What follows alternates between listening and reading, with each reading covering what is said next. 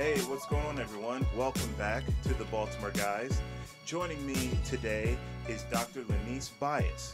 She is the founder of BSpeaks, which is a life investment company that brings messages of hope, inspiration, and empowerment to the lives of youth, families, communities, and those in the workplace. Thank you for joining me, Dr. Bias. How are you today? I'm wonderful, and thank you for the opportunity. No, I really appreciate it.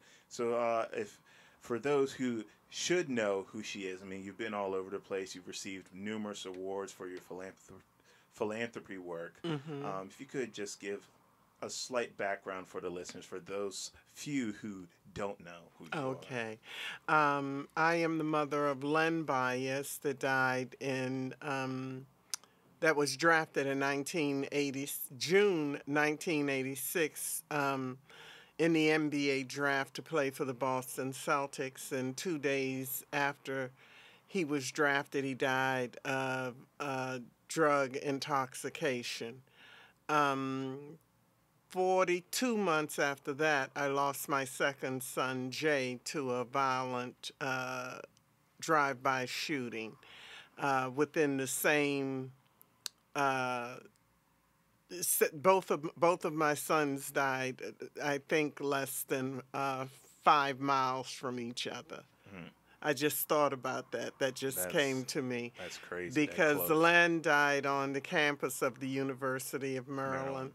And my son, Jay, died at what we know as Prince George's Plaza, which is a shopping area. And they both were pronounced dead at the same hospital, Leland Memorial Hospital in Hyattsville, Maryland. So that's crazy, going to the first Len dies at that hospital, and then 42 months later you go there. I bet the hospital is just like, you've got to be kidding. You got to be kidding. Right. Everyone was, you've got to be kidding. It can't be true. Right. People were like, back in that time, we didn't have fake news, but people were like, no, somebody got it wrong. It's no way in the world. It's no way in the world, but it did happen. Unfortunately. Now, when Len died, he had died of cocaine overdose, intoxication, I believe, because he took it incorrectly. He ingested it. That's what I'm told. There are many stories in terms of how the drugs were ingested in his body, but the bottom line is that he died June 19th, 1986, 2 days after being drafted by the Boston Celtics. And we as a family were in disbelief, and it's really a miracle with all that we have endured that 32 years later, I still have a vision and a platform to inspire and help people from all of the tragedy that we've experienced. So I wanted to talk about, this war on drugs that's going on. I'm from Baltimore, not far from you at all. Opioid epidemic that's taken place that now has seen the light of day. Yeah. But I wanted to ask you first about, I guess, how just meeting you and talking with you and you welcoming me into your home, Len came from such a strong foundational home, and a lot of issues that happen as far as opioid addiction. The home background is not strong, it's very broken, but he didn't have that. So I just wondered, how easy is it for kids, especially nowadays, to fall or succumb to that? Well, as I have traveled and spoken for over the past 30 years, I think our biggest problem that we have really concerning drugs is that we do not take prevention seriously. And with the problems that we're having within our community today, you figured Len died 32 years ago. If we really took prevention seriously in this nation, then we should have less than half of the problems that we're having now. So until we are ready to look at prevention, and understanding the importance of prevention is not just a school or program once a year to recognize the problems that we're having, but the entire community getting involved in working in prevention. And drug prevention doesn't necessarily start with the drug. It is meeting the needs of the individuals beforehand. You know, we have the prevention, we have intervention, and then we have the results. And what I have seen in 32 years is most of our monies, the funding that we have for drugs, is always put on the back of the infrastructure that has been built to deal with it, but not in prevention. If we could take that money that we're putting in building this infrastructure to help the people with the problem, if some of that is put on the front and seriously, community gets involved, I think there'll be great change. And in your 32 years of helping people out, trying to give empowerment, especially to the youth, what's the common theme, or I guess the common problem with the people that you interact with? Like, what are you seeing is the common thing that they're struggling with? Well, when we look at our young people today, I believe, and I have said this for 32 years, that our youth are reachable, teachable, lovable, and savable. We have to change our approach in adapting to their needs, because what worked in 1959 won't work in 2018. Right. What worked in 2010 won't work in 2018. Right. So as we see the progression of technology and how there is this progression that's moving forward and upward, and how technology has advanced, we have to become skilled as adults, parents, or anyone that services youth. We have to become more skilled in our approach in meeting the needs of the children. I spoke at a teen camp this summer, and the beauty of this particular camp was that they brought inner city youth to the mountains, to a beautiful area, and one of the points that I made to the adults that service the youth, we are always ready to tell the youth, you need to do this, that, or the other. But one of the points that I made was that our youth, as I said before, are reachable, teachable, lovable, and savable. I'm not coming here to say, and don't you do this, and don't you do that, and say no to drugs, and say this, that, and the other. I said our young people are dealing with problems that we didn't have until we were adults. And at a very young age, they're downloading information that they are not old enough to even process how to do it. They're just reacting, they're doing what they're told or what the environment is suggesting will be healthy, and they're moving on, and it's not bringing health at all. So one of the points that I made is that we have to be clear that our young people want comfort. They want to be comforted, and our young people don't have comforters. People who genuinely understand and care about what they're going through. The second thing is they need a greater understanding about some of the information that they're getting that is suggesting to them, you'll feel better if you do this and you do that, and everybody is doing it. Mm-hmm. They need understanding about the consequences of their decisions from individuals who have lived a little longer, or individuals who have been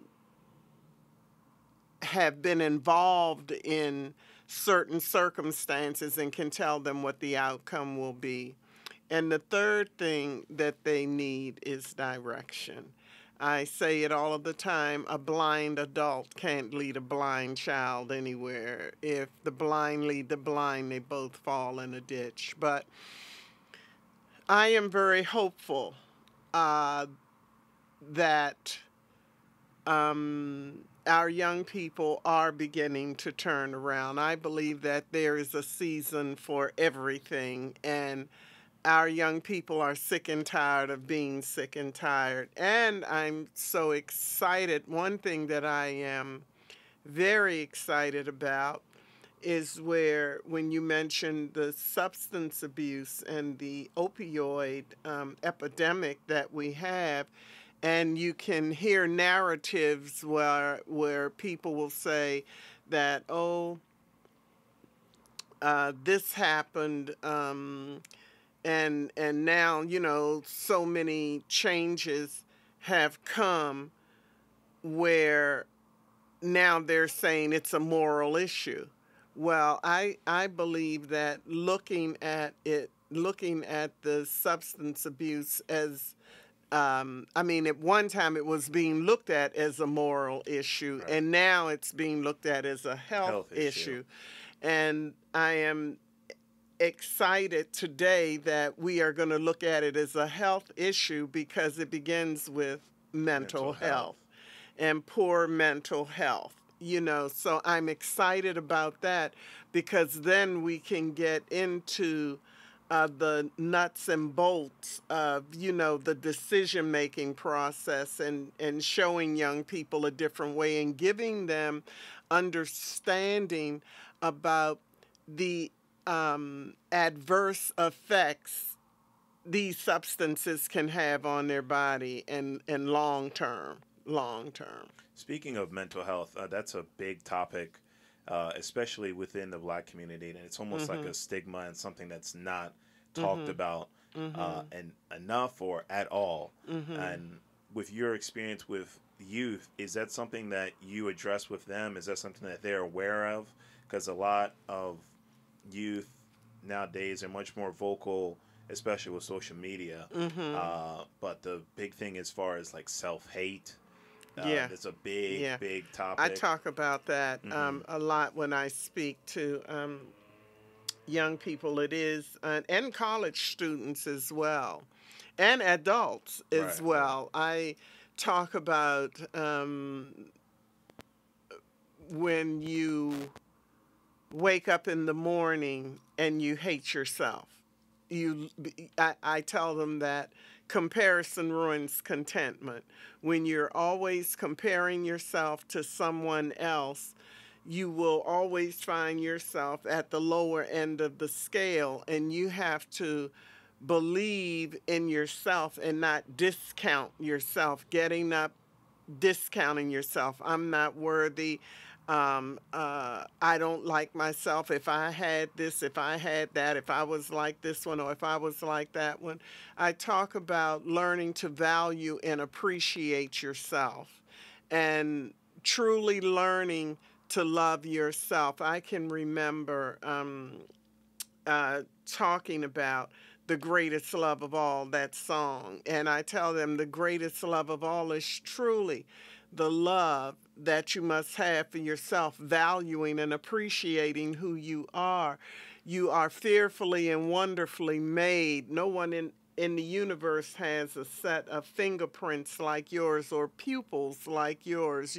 You are unique, and even though you have gone through trials and tribulations, and I tell them, I'm so sorry for so many of the experiences that they have had at such a young age. I am sorry about it, but it's still not an excuse to fail or give up on yourself. So well, two questions from that, but one, someone like you with all the work that you're doing and trying to uplift the community, it doesn't get as much. Well, I mean, aside from the awards and the TV appearances and everything that you get, it's still just, it seems like it's in the back end. You know what I mean? Especially with social media, as you were saying, comparisons to people.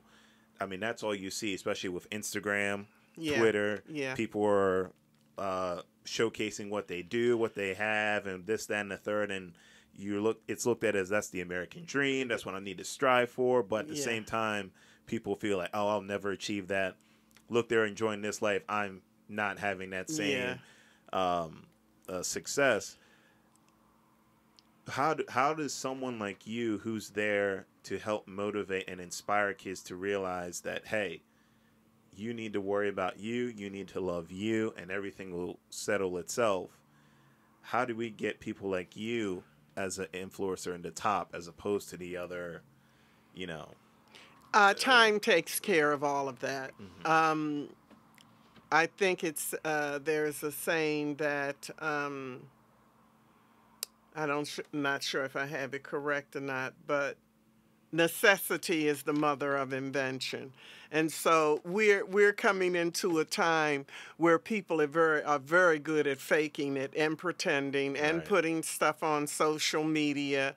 We're dealing really, when you get to social media, studies are showing that people are more lonely. They're more... Well, what it's showing is that there's a mental disorder, and a lot of people are narcissistic. Oh, yeah. They're overwhelmed with themselves. They're taking pictures of themselves eating. Look where I am, And it's nothing wrong with having fun. I think that social media is an excellent tool. It is, if it is used properly, but so much of it is being used to bring the comparison. I have and you don't, and everybody is trying to outdo everyone, and everyone is depressed. Right. Oppressed.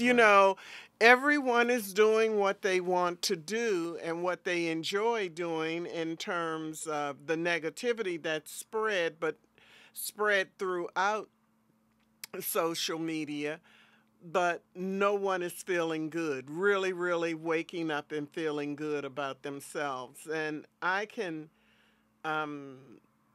go on Facebook and I can look at some of the comments. I'm on Facebook in terms of I have a page, but I'm not on there looking and clicking every day. Right. But I receive notifications that someone has sent me something from Facebook. And I look at even some of the language just trying to inspire people. And it's just nothing there for me. It's just words, until the heart and the mind has been changed, then you will have authenticity. But today it's just a tool that anything you can do, I can do it better. Right. Anything you can do, better, I can do it better. No, you don't. Yes, I can. No, you don't. Yes, I can. So it's a back and a forth, and it robs individuals from really learning to value and appreciate who they are. The second part of the question I had was, you mentioned that, you feel sorry for the troubles and the trials that they've gone through. But at the same time, you said it's not an excuse. Right. Could you speak on what we as a community, as a people, need to do as far as accountability and help rebuilding our communities and steps we need to take to help our youth? Well, as I said before, if the blind lead the blind, they both fall in a ditch. And I'm a firm believer that we need adults to take a look at themselves in terms of the messages they're bringing through their lifestyle. Now, that doesn't mean all parents are on drugs or anything like that, because in the wealthiest communities here in Prince George's County at one time, and it still may be, the wealthiest Afro-American community in the country. But when you look at what the families are going through in terms of having the marketable, we're wealthy, but the non-marketable, we're very poor.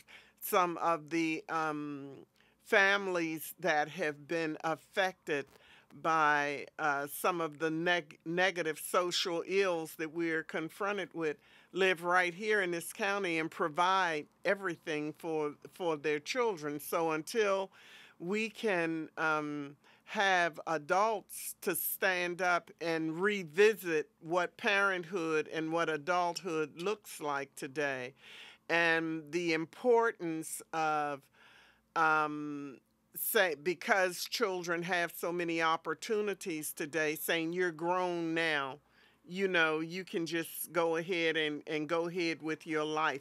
I want my daughter to learn how to drive so I don't have to drive her anymore. Oh, I'm so glad she's driving. Or my son, you know, people are excited about their children growing up, but in this day and time, we need to keep them close to us and be more sensitive to what they're going through and dropping wisdom in love about direction, the do's and the don'ts, and not going along to get along, and valuing and appreciating themselves. But good advice with poor example is very confusing. So children need, if you're going to give the advice, you have to be the example. And that's all we need for the community to do, is to come together. For real, it does take a community to raise a child. So they should be hearing where they're hearing all of the profanity and bees and this, that, and the other. I mean, one of the first things that I said at this camp when I was addressing these teens, one thing that I brought up was to tell the young girls that they're not bitches. And I said it just like that. You're not a bitch. A bitch is a pregnant dog. You're a beautiful young woman. You have not discovered who you are yet. You have to dig deep. I told the young men that what fatherhood is and manhood is, and learning to be able to stand and make it in this day no matter what. But the basis of what I say to the children, and most of my messages are based on my faith.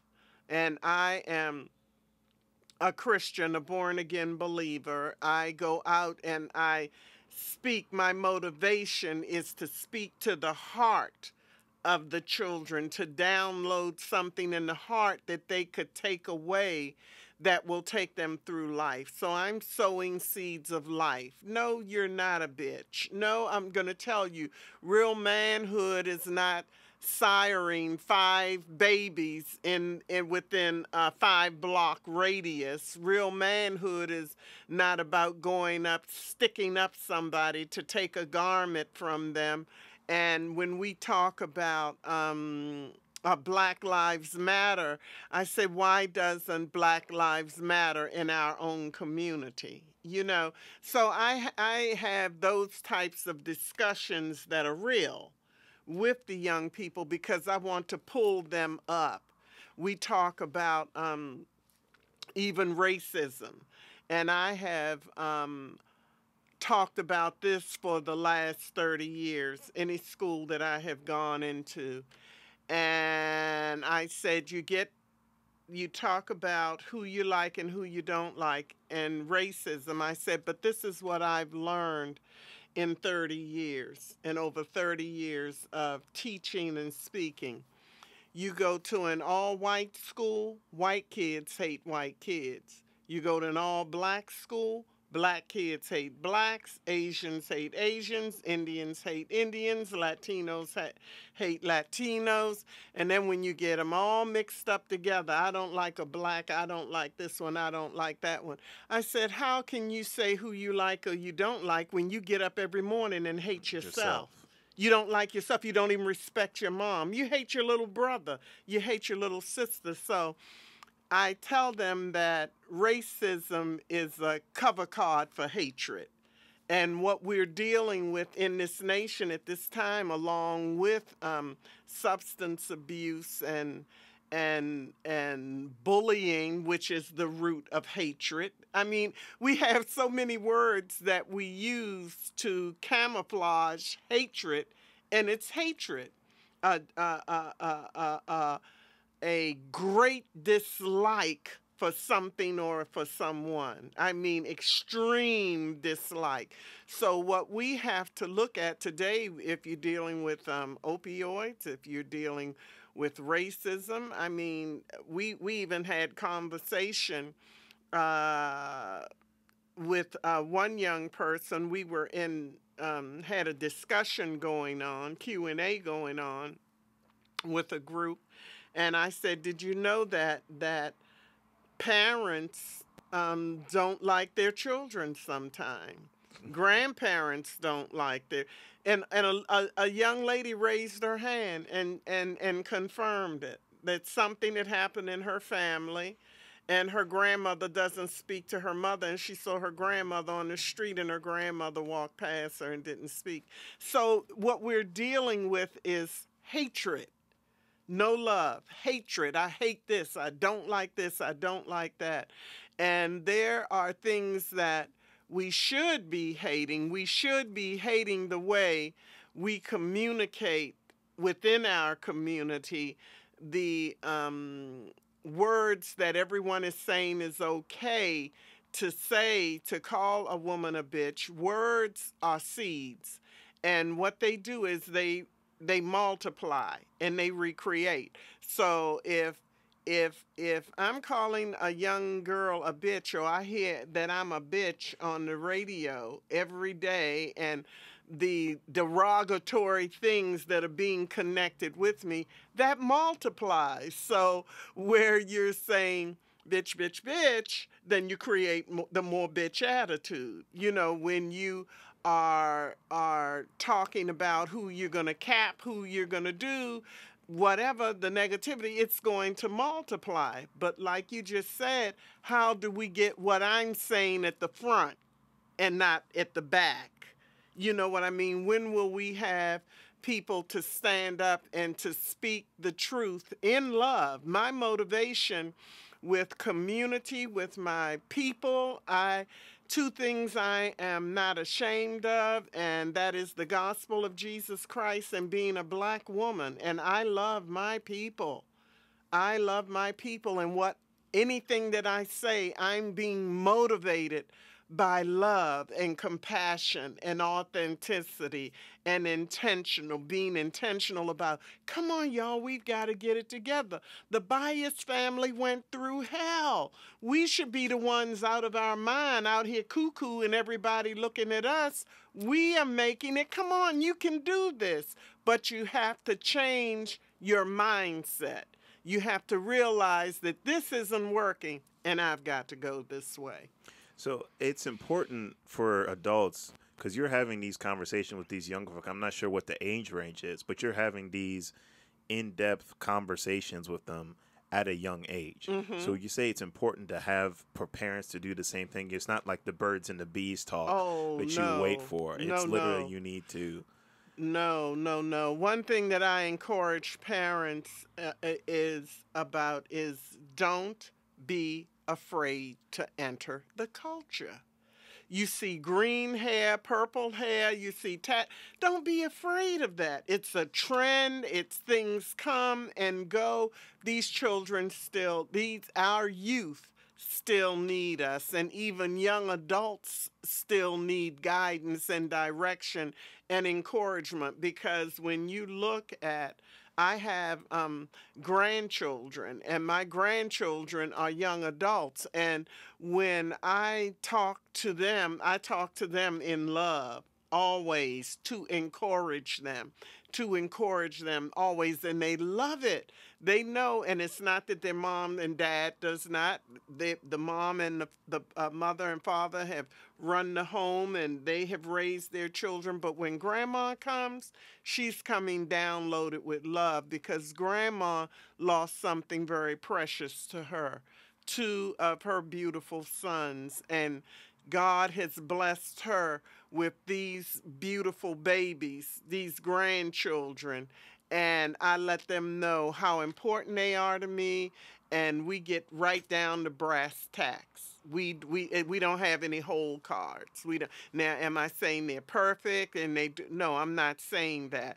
But you have to put the seeds, and that's why I keep these seeds here on my desk. You see, I keep these seeds here. And every word the parent gives, it's a seed. If it's negative, it's going to bring forth the fruit. This peach seed is going to bring forth a peach. It's going to bring forth a peach. So if you want your child to think differently or to speak differently, you have to sow the right kind of seeds in love. Correction in love. Many of the children rebel today against the parents because they don't feel like that they're being loved. I had a conversation recently with a mother that was telling me about a conversation she had with her daughter, and she was telling her daughter all of these things that she did for her. She said, "You think that means something to me? You don't know me." And she lives in the house, a beautiful young lady. The mother is beautiful, but no connection. You know, you go do you, I'm going to do me. Oh, I did this. Well, I fix you food. Well, we go and we do. But is there any real connection? Is there any real connection? So we have to sow seeds of life. And as I say, good advice with poor example is very confusing. This is an almond seed, an almond. And if you plant it, you're going to get an almond tree. And the thing about the seeds that I think are very key with parents, if you're not sowing the right seeds, you have to understand that this seed is going to grow into a tree. And when it grows into a tree and it's planted within that information that you gave, then it's going to reproduce the fruit of it. And guess what? That fruit has seeds in it. And it's going to keep multiplying and multiplying. And that's how you get to stuff passed on from generation to generation to generation. You know, why is it 4 generations and none of the family have been able to turn around? You know, 4 or 5 generations now living in one household. You see what I'm saying? So it's the same applies with the good.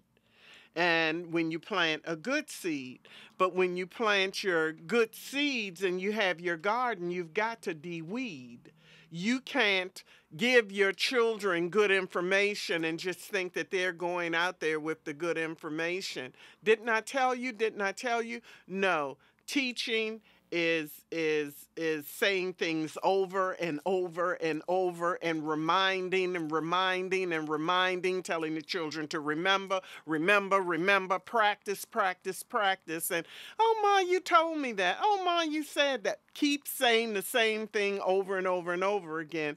That will bring them life because you're watering the seed that's in there. By the same token, the good seed that you are putting in, you also have to be cognizant of that there are going to be some seeds outside of what you're saying is going in. And that's where reality comes in, where you enter the culture and you go in and pull those seeds up and say, no, that's a lie. This is not going to make you happy. Everybody laughs and grins in your face is not your friend. You know, you've got to go pull those seeds up because it looks like that it's going to make their lives feel better, but we know down the road it's not. And the seeds and the fruit are going to multiply. Yes, my mom is pretty she does it all the time. That's right. Yeah, so shout out to you, Mom. But can I know you mentioned Black Lives Matter, and the question you said was, well, why don't Black Lives Matter in our community? And your second son that you lost, he had died through a drive-by shooting. Yeah. And he wasn't even right. What happened was he worked at a local bank. He was employed at a local bank, and he and his boss and another coworker went down on their lunch break. It was just before Christmas. He died December the 4th of 1990. And they went to a local shopping center. They were looking around at stuff, that they were going to get for Christmas and this, that, and the other.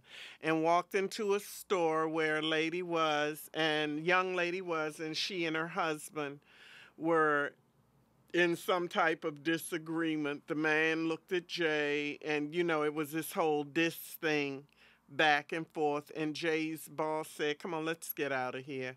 And he went ahead. The three of them got in the car and headed back to the office.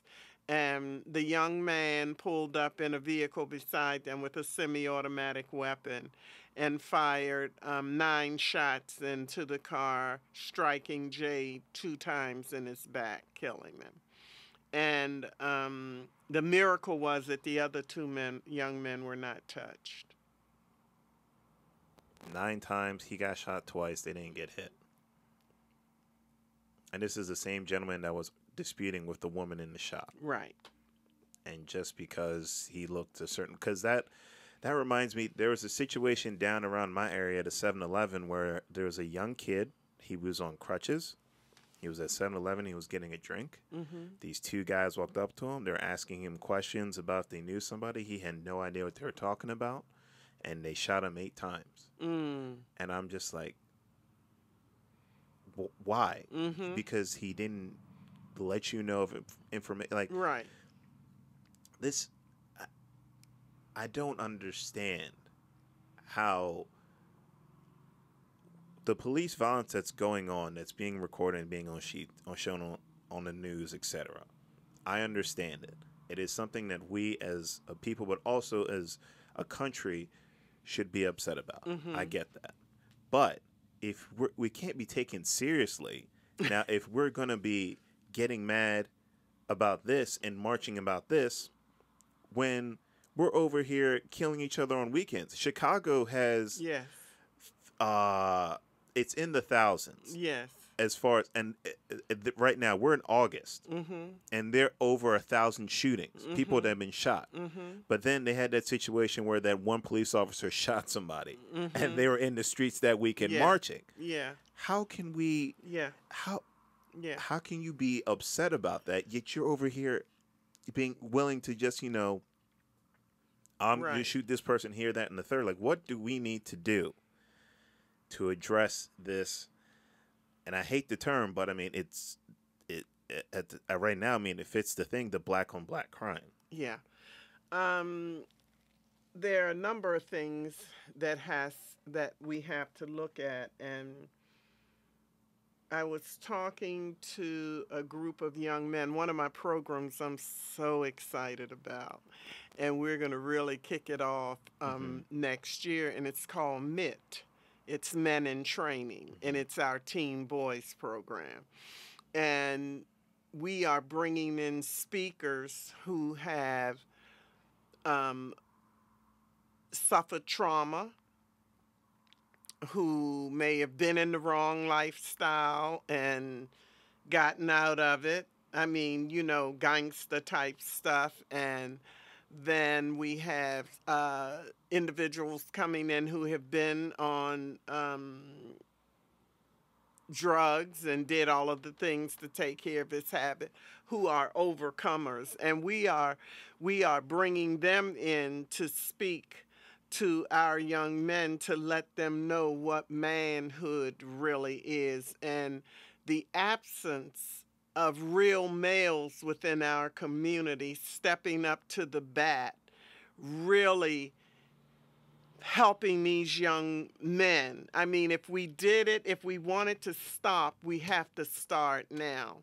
And what happens is there has been a neglect and an absence of male role models who genuinely care about the fatherless. One thing that is very difficult for children is not to know who their father is. And they grow up, we deal with women and men as adults who still carry the pain of, I never knew who my dad was. So what we need today are surrogate parents to step to the bat, men coming together, not being afraid, not pull your pants up, no, we'll get to that. Let's get to the heart of the thing, the non-marketable, unconditional caring, showing them that you care unconditionally. This is something that I have thrown out at churches, to community groups. I said, do you want to help young boys? I said, the only thing you have to do is go down to the basketball court on the hottest day it is and take a cooler of ice cold water down there, bottled water, and give it to them. Hey man, how y'all doing? There's some water for you. What does it cost to do that? If you're saying you really want to help the community, what are we afraid of? The fear in some cases is good because it prefaces strength and courage. I don't know, the police, they say the boys are so bad, and everybody is just saying they can't be helped, they can't this, that, and the other. So what they're doing is feeding off of each other. Nobody likes me, I don't like you, nobody cares about any of us. I'm nothing, you're nothing. So, you just see this black on black crime because they count themselves worthless. And some of them, like just the man recently, in some situation, told the policeman, went out there with the gun, said, shoot me, shoot me, shoot me. Do you see what I'm saying? So what has to happen is we have to take seriously, as James Baldwin said, don't despise those you're called to teach. And stop looking at the crowd behind you and look at the crowd in front of you. Stop talking about the way it was. And when we look at it, the progression of what we're dealing with today is the neglect of what we didn't do or provide for these children in terms of the non-marketable character education, respect for other people, respect for themselves, being community-oriented, helping people, those types of things.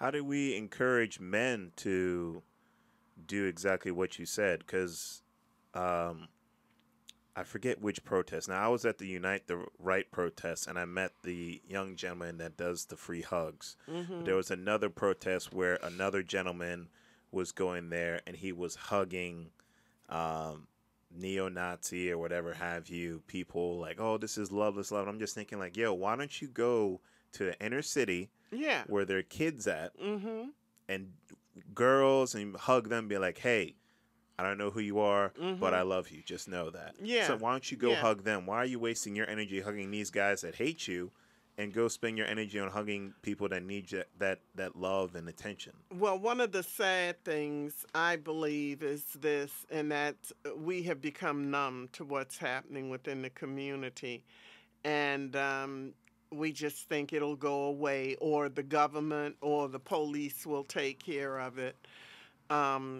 But we have to become active, and especially in our churches, in our local spaces of faith. We have to become more active and sensitive to the needs of these young people. I'm telling you, they're reachable, teachable, lovable, and savable. The basic information that I bring to kids at the end of my presentation, they are coming up to me just, thank you, thank you, thank you, because I talk about parenting, family matters, and your mom and your dad. You always want to know why your mom and dad are on your back. It's because they love you. But even though the parents are on their back and they love them, we have to work smarter and harder because it's a progression of everything. And as I said, what worked in 2010 is not going to work in 2019. So when we can get men within the body of Christ who are sensitive. Now, I would rather have one man that genuinely cares than to have 50 men that feel like they're doing the kids a favor. Mm-hmm. I have known people, adults, who I have been in discussions with who were adopted and hated that they were adopted because people were always telling them, you should be glad someone wanted to take you in. You know what I mean? It has to be unconditional caring, and these young men, they have been out there in the real world and they know a phony when they see one. So if you're not authentic, they've already looked you off. Well, speaking about churches and community-wise, how can we invest our money, our efforts back into our communities as far as building banks, hospitals, community centers? Community centers is a big thing that, especially in Baltimore, they're being shut down left and right. Yeah. I know there's a basketball court down not too far from me that is just packed, especially if it's going to be a good day, hopefully today. Sure. I know it's going to be packed. Sure. I know it's going to be packed. Sure. But that's the only place that they have to go. They take buses from God knows where to go play at this place. Yeah, yeah. So what do we need to do community-wise to help we bring as money a community have to look again at those businesses and organizations within the church, within the community where the church, because see, what happens is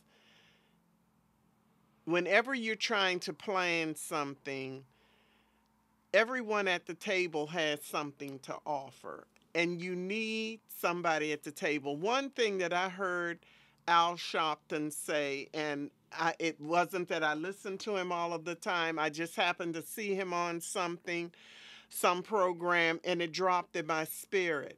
He said, I was at the table. That's what matters.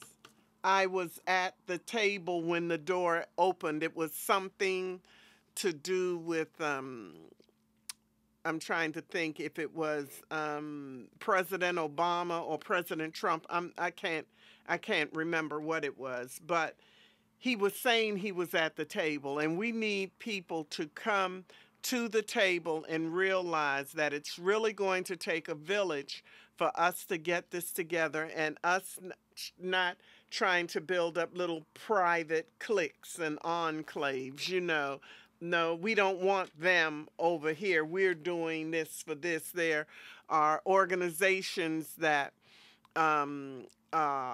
only take in people's children that are part of the organization, or someone has to know someone to get in.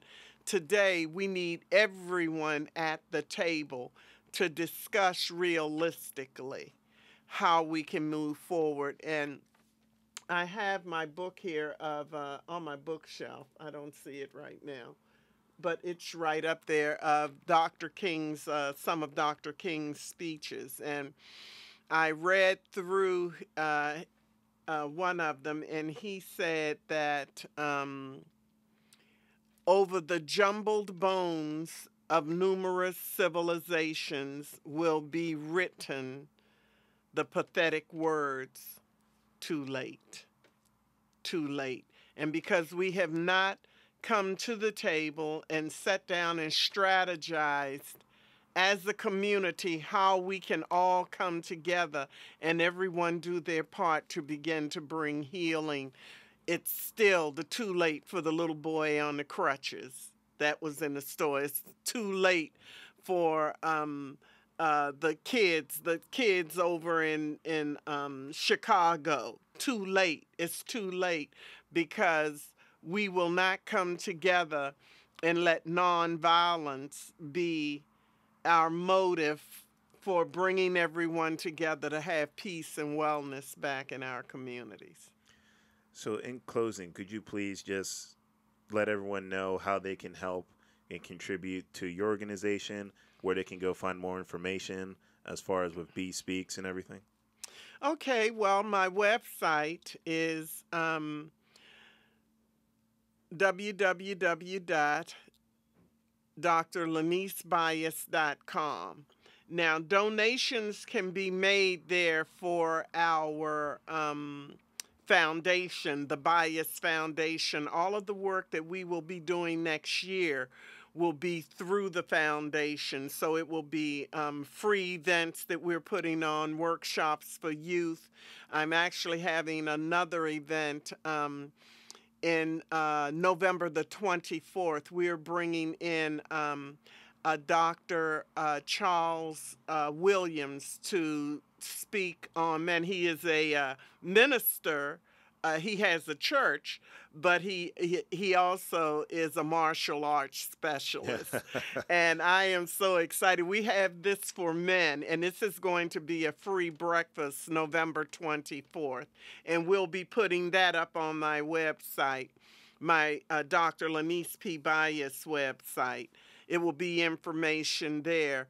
But we are rebuilding our foundation website. That should be up in the next couple of months or so. But you can make donations there. You can reach me at LonisePBias@gmail.com. And don't forget the social plugs. You know, she's on Facebook. Yes, I'm on Facebook. And what else am I on? I don't know. You tell me. Was there Twitter? At Twitter. And that's it for right now. I can't thank you enough for this. I really learned a lot. I really appreciate it. Thank you for everything that you do. And I look forward to speaking with you in the future. Thank you for the opportunity. Thank you guys for listening and watching the Baltimore Guys. If you like it, please like, share, and subscribe so we can continue to give you great content. Have a good weekend, folks, and a great day. Thanks for watching, and we'll see you next time.